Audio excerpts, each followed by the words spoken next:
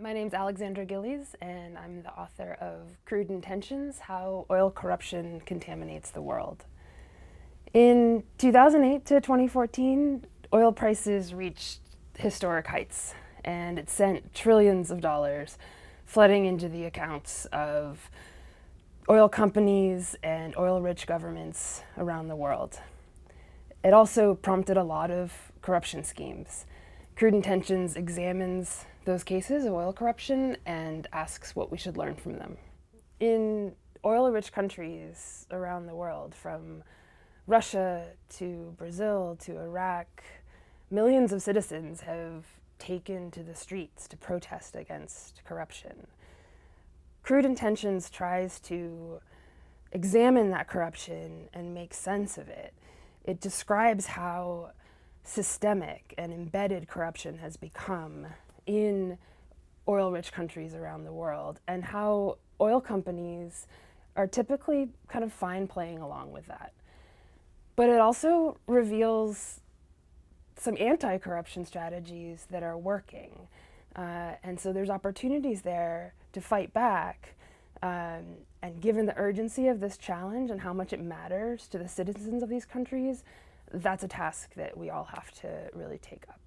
The oil industry is uniquely prone to corruption. One reason is that there's a lot of money to be made. There's a lot of profits to be made. A lot of the world's oil can be produced for less than $40 a barrel. So when prices are at $100 a barrel, that's a big difference. That $60 or so difference between the cost of producing the oil and what you can sell it for is basically money that's up for grabs. So that creates a huge incentive for government officials or companies to try to get their hands on that money. They take risks, including corruption risks.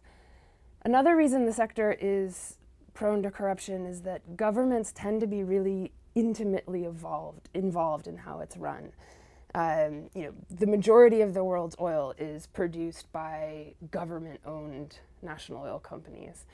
And those tend to have very close ties to political leaders.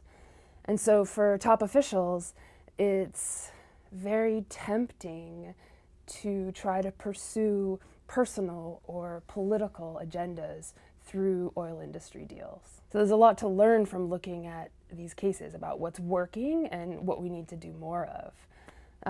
To give one example, different governments are trying out new and innovative tools for going after dirty money flows.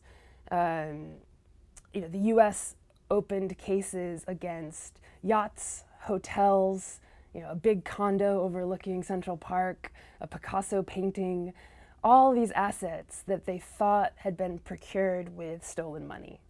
Now, they couldn't go after the individuals who they suspected of stealing the money, because that happened overseas. But if the purchases happened in the US or with money that came from US bank accounts, they could go after those assets. And those cases have proven in the last couple years to be really effective. So that's an example of the kind of anti-corruption tactic that does seem to be working. We just need to pursue it much more urgently and across the board.